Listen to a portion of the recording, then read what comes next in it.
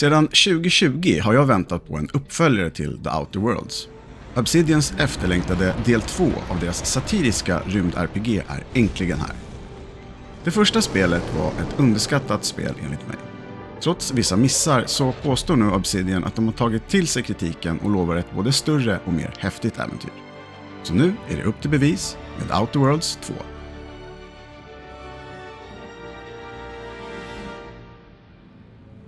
Du spelar som Earth Directive Agent, som du namnger själv med undertitel Commander. Skip Drive-teknologin som används för att färdas långa sträckor på kort tid har saboterats och ingen kan ta sig varken in eller ut från Arcadia-systemet.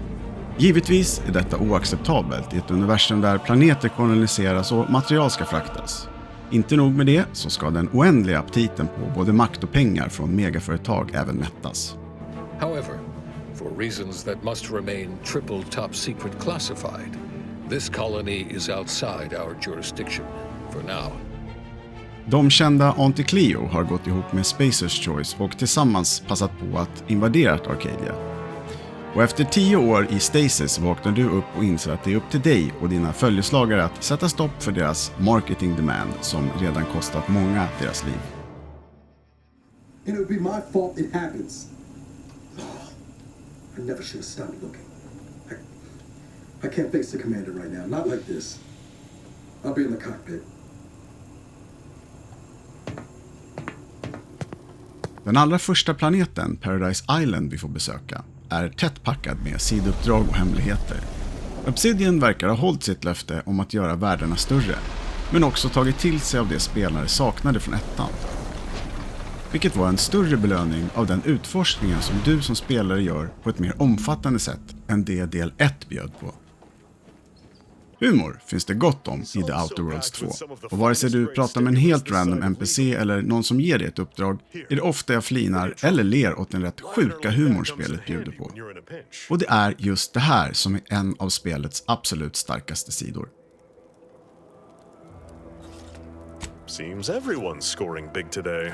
Dialogsystemet och dina val påverkar saker som huruvida dina följeslagare blir nöjda eller missnöjda med det du säger eller gör.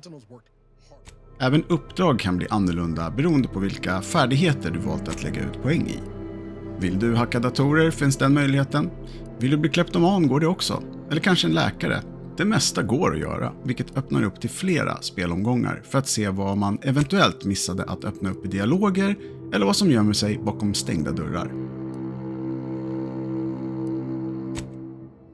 Följeslagarna är en viktig del av upplevelsen och de nya känns faktiskt mer välskrivna än tidigare. De har 2 offensiva och 2 defensiva färdigheter du låser upp under spelets gång. Du kan dessutom ändra på dessa precis när du vill. Och just den friheten att kunna kasta om färdigheter beroende på situation är en sak jag verkligen uppskattar. Deras personliga uppdrag känns nu mindre linjära och vill du verkligen utmana dig själv så kan du testa att spela på svårighetsgraden Supernova, där döden är permanent och du garanterat kommer få ångest när din favoritkompanjon inte finns längre. Gameplayet behåller sin taktiska FPS-RPG-hybrid och striderna känns igen från ettan på både gott och ont. Jag kan tycka att AI är lite ojämn och ibland är den lite väl lätt på normala svårighetsgraden medan andra gånger orättvist svår. Det här är något Obsidian kan patcha och förhoppningsvis vara lyhörda med från spelarnas håll. Den grafiska biten är en smula ojämn. Mellansekvenserna håller en hög kvalitet, men ibland tycker jag själva spelgrafiken eller kanske rent utav vissa miljöer kan vara lite väl platta. Det är absolut inte fult, så förstå mig rätt. Jag älskar både konsten och den grafiska designen spelets stil bjuder på. När det kommer till vapen finns det en hel del att välja mellan och även om du vill smyga runt i skuggorna utan att bli upptäckt så rekommenderar jag starkt att ha något vapen på dig för varje situation. Det är lätt att bli överrumplad på grund av högmod eller en missbedömning över exakt hur många fiender som plötsligt dök upp. En stor nyhet är att du nu kan byta kameravinkel, vilket innebär att du kan se världen genom första persons vy eller byta till tredje person, vilket då låter dig se din karaktär. Det här var en sak som både jag och många andra saknade i första spelet. Det är en liten sak som gör en stor skillnad. Sen, om man tycker om det eller inte, det är en smaksak. Ljudet är riktigt bra. Och även om det kanske inte finns en musikgenre som kallas rymdmusik är det precis vad som bjuds på. För precis som Mass Effect hade sitt eget soundtrack lyckas verkligen The Outer Worlds 2 ha sitt eget sound och jag gillar det starkt. Alla dialoger känns välskrivna och inte krystade, som det ibland kan vara med spel där dialog spelar en stor och viktig roll. Även om alla NPC:er kan låta som LP-skivor som loopar om och om och om och om och om igen. Jag har verkligen haft kul med Outer Worlds 2, vilket är den uppföljare jag hoppats på. Obsidian har lyssnat på kritiken och tagit de bästa delarna av originalet. Den vassa satiren, den stora friheten och de utmärkta kompanjonerna och gjort allt större och bättre. Det är mer av samma, men förbättrat. Gillar du att verkligen skapa din egna karaktär och ge dig ut i rymden på äventyr med humor som är på topp? Då är The Outer Worlds 2 absolut för dig.